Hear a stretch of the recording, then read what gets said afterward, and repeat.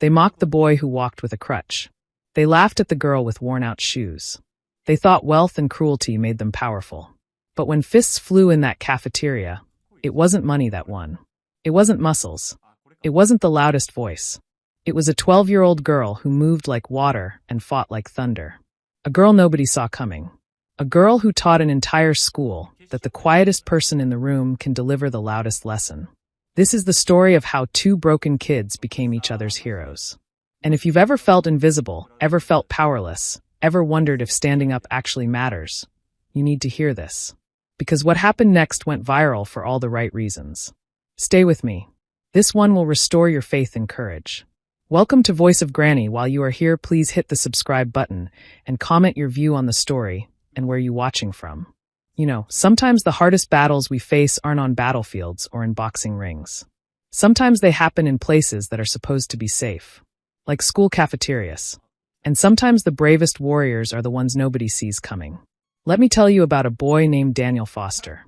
Daniel was 12 years old, and he walked differently than other kids. Not because he wanted to, but because he was born that way. His left leg didn't work quite right, so he used a crutch to help him get around. And in the shiny, perfect hallways of Riverside Prep School, being different was like wearing a target on your back. Every morning, Daniel's alarm went off at 6:30. And every morning, his stomach twisted into knots. Because he knew what was waiting for him. The whispers, the pointing, the laughter that followed him down every hallway like a shadow he couldn't escape. See, Daniel's father was Thomas Foster, one of the richest tech entrepreneurs in the city. The man who built an empire from nothing, who owned towers with his name on them, who shook hands with presidents and celebrities.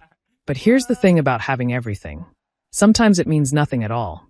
When Daniel's mother, Grace, passed away from a sudden illness 2 years ago, something in their home died with her. She was the warmth, the laughter, the person who made Daniel feel like walking with a crutch didn't define him. She used to tell him stories at bedtime, her voice soft and full of love. "Danny," she'd say, "the moon doesn't apologize for having craters. It still lights up the whole night sky." But after she was gone, his father buried himself in work. Meetings, conference calls, business trips to London, Tokyo, New York. Thomas Foster loved his son, truly he did. But he showed it through bank accounts and expensive gifts, not bedtime stories or parent-teacher meetings. And Daniel, he learned to be small, to take up less space, to hope that if he stayed quiet enough, maybe the bullies would forget he existed. They never did. Across town, in a neighborhood where the streetlights flickered and the buildings needed paint, lived a girl named Sierra Martinez. Sierra was also 12, but while Daniel rode to school in a private car with leather seats, Sierra took 2 buses every morning. While Daniel ate lunch alone because nobody wanted to sit with him, Sierra ate alone because nobody thought she belonged there at all. You see, Sierra was at Riverside Prep on a scholarship. A full ride because her grades were perfect and her essay made the admissions board cry. But scholarships don't come with designer backpacks or expensive sneakers. They don't erase the fact that her jeans came from the discount store and her lunch was packed in old containers her mother washed and reused every single day. Sierra's mother, Rosa, worked as a hospital custodian. Night shifts that left her exhausted, her hands raw from cleaning supplies, her back aching from mopping endless floors. But Rosa never complained. She worked because she believed in something bigger. She believed Sierra deserved a chance at a better life. And Sierra's father? He was gone. But not in the way you might think. Rafael Martinez had been a boxing coach. A good one. He ran a small gym in their neighborhood, teaching kids how to throw punches, sure, but more importantly, teaching them discipline. Respect. How to defend themselves and others. His gym wasn't fancy. The equipment was old, the ring had patches, and the walls had water stains. But it was a sanctuary. Rafael's rules were simple, and he made Sierra memorize them. Never throw the first punch. Never fight to prove you're tough. Fight only to protect someone who can't protect themselves. When Sierra was 10, her father's heart gave out during a training session. One moment he was laughing, demonstrating a combination. The next he was gone. Just like that. No warning. No goodbye. The gym closed. The equipment was sold. But Sierra kept training. Alone in their small apartment, she practiced the moves her father taught her. Every jab, every block, every stance was a conversation with a ghost. A promise that his lessons wouldn't die with him. At Riverside Prep, Nobody knew Sierra could fight.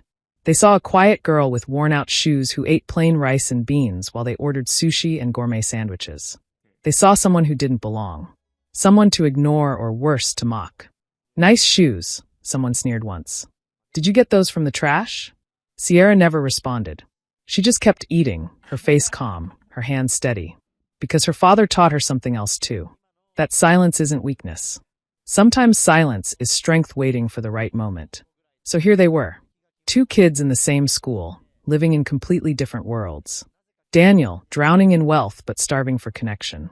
Sierra, struggling with poverty but rich in discipline and purpose. Both of them invisible in their own way. Both of them carrying grief that nobody else could see. Daniel's mother used to tell him the moon doesn't apologize for its craters. Sierra's father used to tell her that true strength isn't about how hard you can hit. It's about knowing when not to. And fate, as it always does, was about to put both of those lessons to the test. Because in that cafeteria at Riverside Prep, something was brewing. Something that had been building for months. Years even. The kind of cruelty that grows when good people look away. When phones record instead of helping.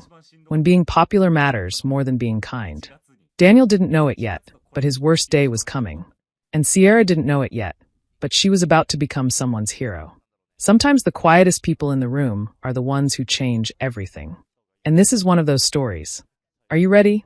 Because what happens next will make you believe in courage again. It was a Thursday, late October.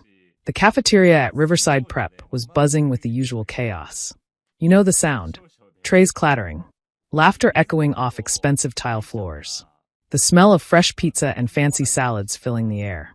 Everything at Riverside Prep was designed to impress. Floor-to-ceiling windows. Tables made of polished wood. Even the trash cans looked expensive. But beneath all that shine, there was something ugly. Something that had been festering for way too long. His name was Brett Collins. Tall, athletic, blonde hair always perfectly styled. His father owned a chain of luxury hotels. His mother was on every charity board in the city. Brett wore sneakers that cost more than some people's rent. And he ruled Riverside Prep like a king who never had to worry about losing his throne. Behind him were his two friends, Tyler Ross and Kyle Sherman. They followed Brett everywhere, laughing at his jokes even when they weren't funny, joining in whenever he decided someone was worth mocking. Together, they were untouchable. Or at least, that's what they thought. Daniel had learned to sense them coming. The way prey senses a predator. He'd be sitting alone at his corner table, trying to eat his lunch in peace, and he'd feel it. That shift in the air. That tension. And then Brett's voice would slice through everything. "Hey, hop along. Daddy's money still can't fix those legs, huh?" Laughter would ripple through the cafeteria. Not from everyone. Some kids looked uncomfortable. But nobody said anything. Nobody ever did. On this particular Thursday, Daniel was eating quietly. His crutch leaned against the table beside him. His lunch, some kind of gourmet sandwich he didn't even want, sat half-eaten on his tray. He was thinking about his mother. About how she used to pack his lunches with little notes inside. "You're braver than you know," they'd say. He missed those notes. He missed her. He didn't see Brett coming until it was too late. The shove came hard and fast. Brett's hand slammed into Daniel's shoulder, sending him lurching forward. His tray tipped, spilling juice across the table, soaking his shirt in cold, sticky liquid. His crutch clattered to the floor. The cafeteria erupted. Not with concern. With excitement. "Oh!" someone shouted. "Did you see that?" Phones came out immediately. Dozens of them. Recording from every angle. Because at Riverside Prep, cruelty wasn't just tolerated. It was entertainment. Brett reached down and grabbed Daniel's crutch, holding it high above his head like a trophy. "Who wants it?" he called out, grinning. "Any takers?" Tyler and Kyle howled with laughter. Some kids in the back started chanting. "Fight! Fight! Fight!" Daniel's face burned with shame. His hands trembled as he tried to steady himself. He wanted to disappear. To melt into the floor. To be anywhere but here. And then he heard her. "Put it down." The voice was quiet. Calm. But it cut through the noise like a knife. Everyone turned. And there she was. Sierra Martinez, standing up from her corner table. Her worn backpack still on her shoulder. Her plain clothes looking even plainer next to everyone else's designer outfits. She walked forward slowly, her face completely neutral. No anger. No fear. Just steady determination. Brett's grin widened. Well, well, well. Look who it is. Scholarship Sally. Tyler snorted. What are you going to do, charity case? Cry about it. But Sierra didn't respond. She walked straight past Brett, bent down, and carefully picked up the juice-soaked tray from Daniel's table. She set it upright. Then she picked up his chair, which had been knocked askew, and placed it back where it belonged. Daniel stared at her, stunned. Brett laughed louder. Oh, this is precious. You his bodyguard now. Sierra turned to face him. Still calm. Still quiet. I said put it down. Brett's smile faltered for just a second. Then he stepped closer, towering over her. Or what? The cafeteria held its breath. Every phone zoomed in. This was the moment everyone had been waiting for. The moment someone finally stood up to Brett Collins. And then Brett made his mistake. He shoved Daniel again. Harder this time. Daniel stumbled backward, arms flailing, certain he was about to fall. But Sierra was there. Her hand caught his shoulder, steadying him with surprising strength. She didn't even look like she'd moved. But suddenly Daniel was upright, balanced, safe. Brett's face twisted with anger. You want to fight? Fine. Let's see what you got. He swung. A big, wild punch aimed right at Sierra's face. What happened next, nobody could quite believe. Sierra moved. Not fast. Not dramatically. Just smoothly. Like water flowing around a rock. Brett's fist cut through empty air where her head had been a split second before. His momentum carried him forward, off balance. And Sierra? She barely touched him. Just a gentle redirection. A slight pivot of her body. And suddenly Brett was stumbling, crashing into the table behind him with a loud bang that echoed through the cafeteria. Silence. Complete, total silence. And then someone whispered, Did you see that? Kyle charged forward, his face red with fury. He swung his leg in a clumsy kick aimed at Daniel. But Sierra was faster. Her hands moved so quickly they almost blurred. She caught his leg, twisted slightly, and Kyle flipped backward, landing flat on his back with a thud that made everyone wince. The cafeteria exploded. Gasps. Screams. Shocked laughter. Phones shaking in hands that couldn't believe what they were recording. Brett scrambled to his feet, breathing hard, his perfect hair finally messed up. He looked at Sierra like he was seeing her for the first time. Really seeing her. And Sierra? She calmly walked over, picked up Daniel's crutch, and handed it back to him. Stand tall, she whispered. And for the first time in 2 years, Daniel Foster did exactly that. You could hear a pin drop in that cafeteria. Every single person was frozen, staring at Sierra like she'd just performed magic. And maybe in a way she had. Brett Collins was on his feet, his face beet red, his chest heaving. He'd never been embarrassed like this. Never been knocked down, literally and figuratively, in front of the entire school. And he couldn't stand it. You're done, he spat at Sierra, pointing a shaking finger at her. You're so done. You just assaulted me. Both of us. You're getting expelled. Tyler, still groaning on the floor, nodded frantically. We're pressing charges. My dad's a lawyer. The crowd murmured nervously. Some kids looked worried for Sierra. Others looked disappointed that the show might be over. And then the cafeteria doors burst open. Mrs. Patterson, the vice principal, stormed in. She was a tall woman with sharp features and an even sharper attitude. Her heels clicked like a judge's gavel against the tile floor. Her eyes swept the scene. Brett disheveled and angry. Kyle on the floor. Daniel soaking wet. And Sierra, standing calm and steady in the middle of it all. What is going on here? Mrs. Patterson demanded. Brett jumped in immediately. She attacked us. That girl. He pointed at Sierra. She assaulted me and Kyle for no reason. We want her expelled. Now. Mrs. Patterson's jaw tightened. She looked at Sierra. Is this true? Sierra opened her mouth to speak, but before she could, a voice rang out from the back of the cafeteria. No, it's not true. Everyone turned. A girl named Hannah Chen stepped forward, her phone held high. Hannah was a junior, quiet, artistic, someone who usually kept to herself. But her hand was steady, and her voice was clear. I recorded everything, Hannah said. Every single second. Mrs. Patterson's eyebrows rose. Show me.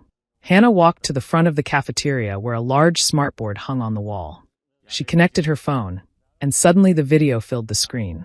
Crystal clear. Every detail captured. The cafeteria watched in silence as it all played out again. Brett shoving Daniel. The juice spilling. The crutch being held like a trophy. The chanting. Brett shoving Daniel a second time, harder. And then Sierra stepping in. Not attacking. Defending. Every movement she made was in response to Brett and Kyle coming at her first. She never threw a punch, never started anything. She only redirected their own aggression back at them. When the video ended, the cafeteria erupted. Not with laughter this time. With anger. Righteous, burning anger. Brett started it. She was protecting Daniel. She didn't even hit them.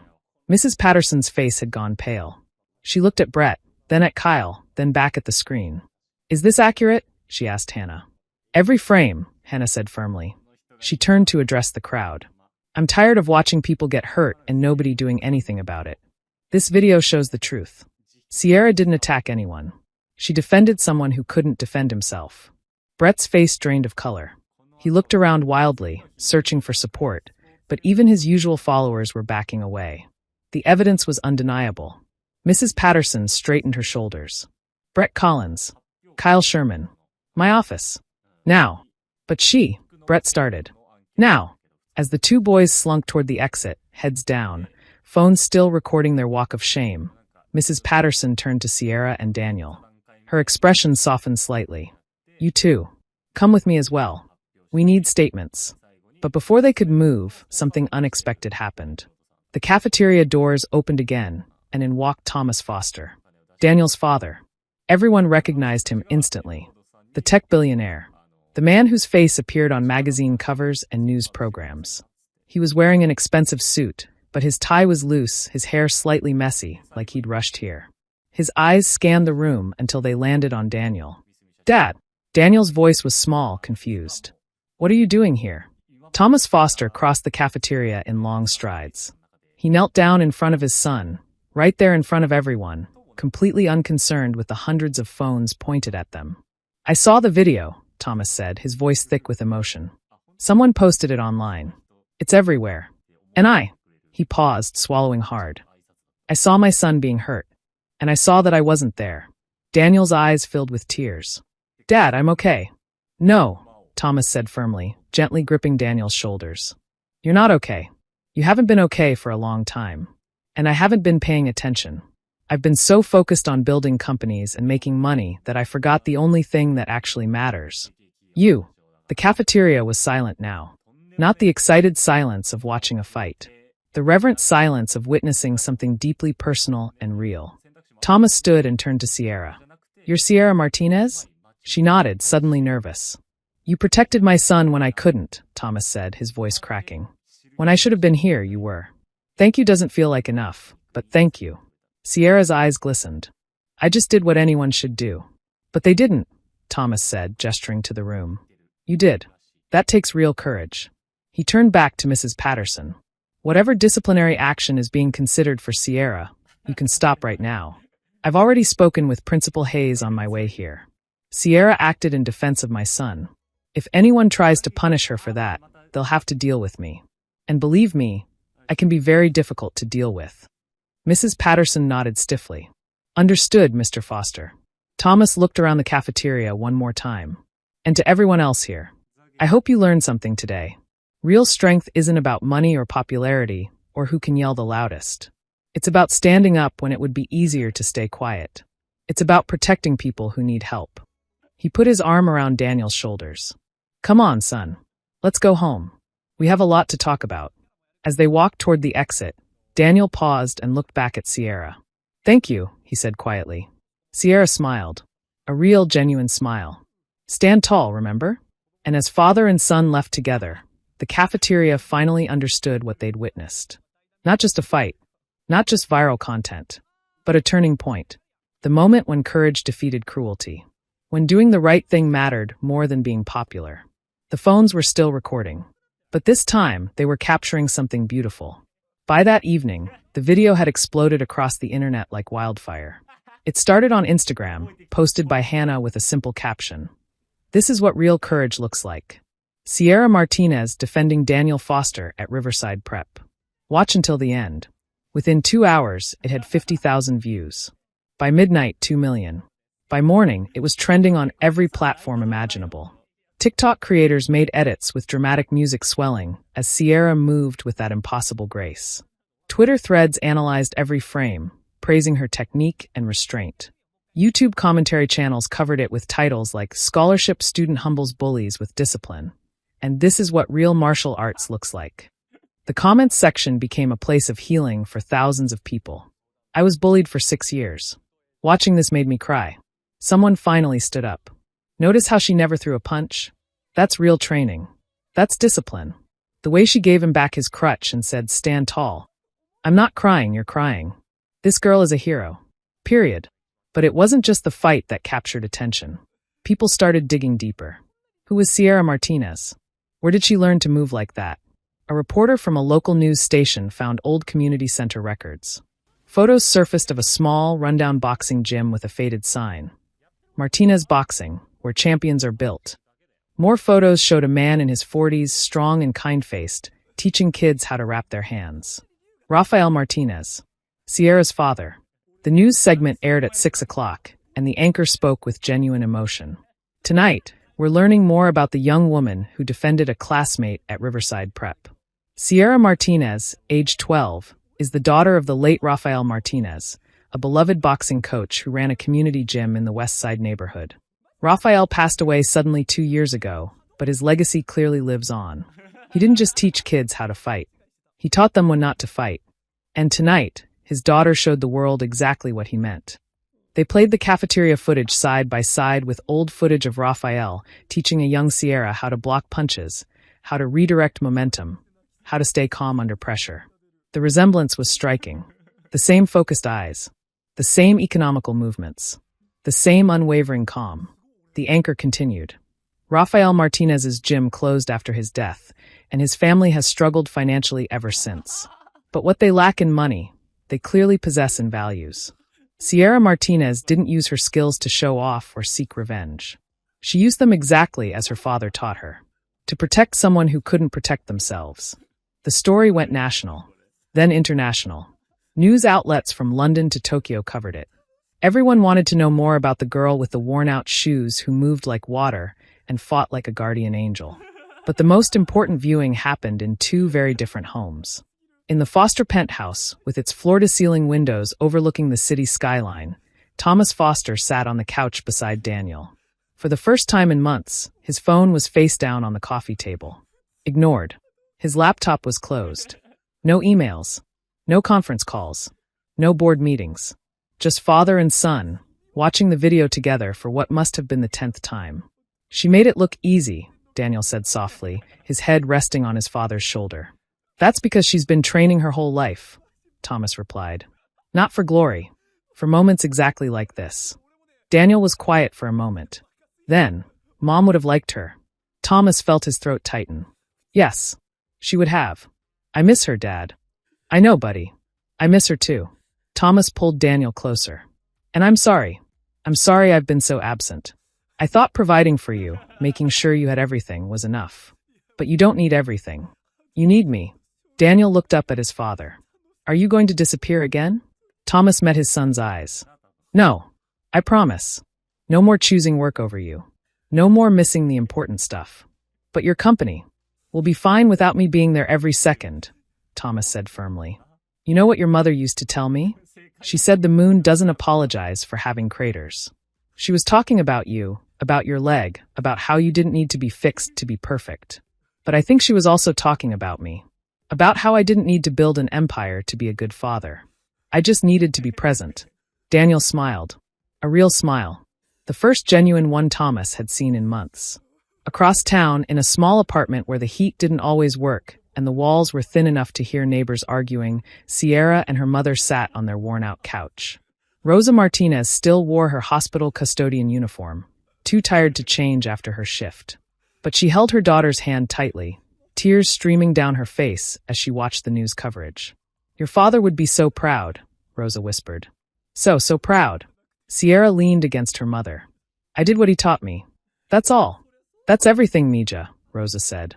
"In a world that tells people to fight back harder, to match cruelty with cruelty, you showed them another way. Your father's way." The news anchor was interviewing people from their old neighborhood now. Older teens who'd trained in Rafael's gym years ago.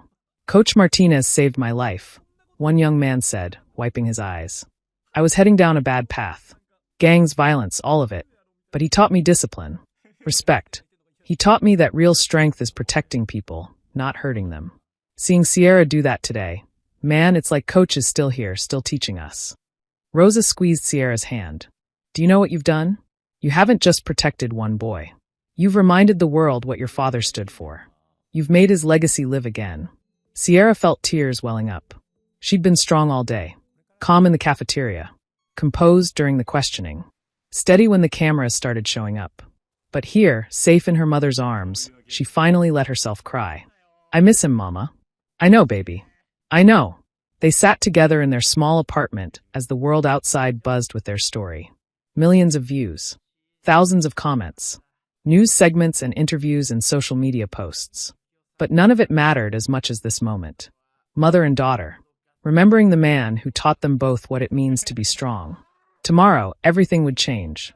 But tonight, they just held each other and let his memory wrap around them like a warm blanket. The following Monday, Riverside Prep was a different place.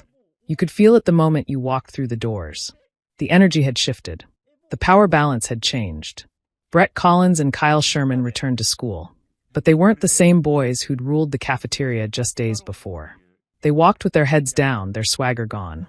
Brett's father had made them record a public apology video, and it had been shared almost as widely as the original footage.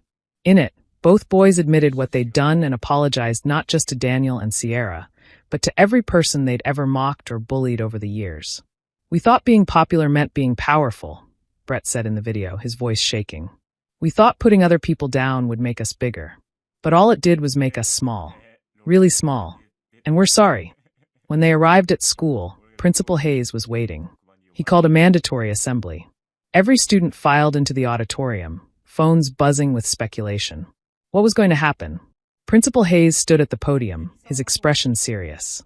Last Thursday, something happened in our cafeteria that has now been seen by millions of people worldwide. And I'm not proud of what it revealed about our school culture. The auditorium was silent. For too long, we've allowed cruelty to hide behind popularity. We've let students believe that wealth or status gives them permission to hurt others. We've created an environment where good people stay quiet because speaking up seems too hard, too risky. He paused, letting his words sink in. But last Thursday, 2 students showed us a different way. Daniel Foster, would you please stand? Daniel, sitting in the middle row with his father beside him, slowly stood up. His crutch supported him, but his back was straight. His head was high. Daniel has endured bullying at this school for 2 years. And instead of becoming bitter or cruel himself, he remained kind. That takes tremendous courage. Applause began to ripple through the auditorium. Tentative at first, then building. And Sierra Martinez, would you stand please? Sierra stood from her seat near the back. She looked uncomfortable with the attention, but she stood anyway.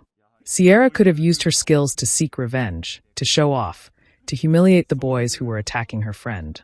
But she didn't. She defended without destroying. She protected without punishing. She embodied the very best of what martial arts teaches: control, discipline, and compassion. The applause grew louder.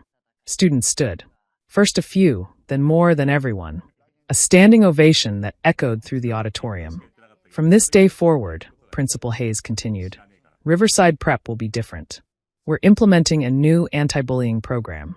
We're creating peer mediation groups. And we're establishing the Rafael Martinez Memorial Scholarship, funded by an anonymous donor. He glanced at Thomas Foster, who gave a slight nod. Thomas had quietly donated $500,000 that morning, enough to give 10 students like Sierra full scholarships every year forever. This scholarship will honor Sierra's father, a man who taught children that real strength is about protecting others. And it will ensure that students from all backgrounds can attend this school, bringing with them the values and perspectives that make us stronger as a community. The applause was deafening now. After the assembly, something beautiful happened. Students who'd never spoken to Daniel before came up to him. Not to mock him, to apologize. I'm sorry I laughed, one girl said, tears in her eyes. I should have stood up for you. I was afraid, a boy admitted. Afraid if I defended you, I'd become a target too. But that was wrong. I'm sorry. And Daniel, he forgave them. Every single one. Because his mother had taught him that holding on to anger only makes the weight heavier. Sierra found herself surrounded too. But not by apologies. By questions. Will you teach us? One girl asked shyly. My little brother gets bullied. I want to help him. I want to learn discipline, another student said. Not to fight, just to feel stronger inside. By lunchtime, Sierra had 15 students asking if she'd consider starting a martial arts club at school. She looked at them, overwhelmed, and then smiled. Okay, she said. But we do it my father's way. We learn to defend, not attack. We train our minds as much as our bodies. And we promise to protect those who can't protect themselves. They all agreed immediately. That afternoon, as school ended, Daniel found Sierra by her locker. His father waited nearby, giving them space but staying close. Being present like he'd promised. Hey, Daniel said. Hey yourself. I never properly thanked you. Sierra shook her head. You don't need to thank me. Yes, I do. Daniel's voice was firm. You didn't just save me from getting hurt. You saved me from believing I was helpless. My whole life, I felt like my leg made me weak. Like I needed protecting. But watching you, he paused, searching for the right words. You showed me that strength isn't about how your body works. It's about what you choose to do when someone needs help. Sierra's eyes glistened. Your mom was right, you know. About what? About the moon and its craters. My dad used to say something similar. He'd say, a diamond isn't valuable because it's perfect. It's valuable because it survived the pressure. You survived, Daniel. And you're stronger than you know. They stood there for a moment, two kids who'd found each other in the worst circumstances and emerged as friends. Thomas Foster approached, clearing his throat gently. Sierra, your mother just arrived. But before you go, I wanted to ask you something. Yes, sir? How would you feel about running a martial arts program? Not just at Riverside Prep, but across the city. We could reopen your father's gym. Expand it. Train instructors in his methods. Teach thousands of kids what you showed everyone last Thursday. Sierra's mouth fell open. I don't know what to say. You don't have to decide now, Thomas said kindly. But think about it. Your father's legacy deserves to reach more people. And you deserve resources that match your incredible heart. Rosa Martinez appeared in the hallway then, still in her hospital uniform. When she saw Thomas Foster talking to her daughter, she tensed, protective instincts kicking in. But Thomas approached her with respect, hand extended. Mrs. Martinez? I'm Thomas Foster. Your daughter saved my son. And she reminded me what truly matters. Thank you for raising such an extraordinary young woman. Rosa shook his hand, tears forming. She gets it from her father. Then he must have been an incredible man. As they talked about possibilities and programs and ways to honor Raphael's memory, Daniel and Sierra walked outside together. The afternoon sun was warm. Students passed by, some waving, some stopping to talk. Everything felt different now. Lighter somehow. Stand tall, Sierra had told him in that cafeteria. And as they walked side by side, Daniel Foster finally understood what she meant. Standing tall wasn't about having perfect legs or a perfect body. It was about having a perfect heart. It was about refusing to let cruelty make you small. It was about knowing your worth even when others tried to tell you otherwise. They were just two 12-year-old kids. One who walked with a crutch. One who wore secondhand clothes. Neither perfect. Both extraordinary. And together, they'd shown their school, their city, and eventually the world, the most important lesson of all. The quietest voice in the room can deliver the loudest message. Discipline will always defeat arrogance. And sometimes the bravest thing you can do is simply stand tall and refuse to fall. This is their story. But it's also yours. Because we all have moments when we need to decide. Will we stand up or stay quiet? Will we protect or walk away? Will we be the person who changes everything, or the person who watches it happen? Choose to be the one who stands tall. Choose to be the one who protects. Choose courage over comfort. Because the world doesn't need more bullies. It needs more people like Daniel and Sierra. People who know that real strength isn't about fighting. It's about having the discipline not to fight unless someone needs defending. And when that moment comes, stand tall. Always stand tall.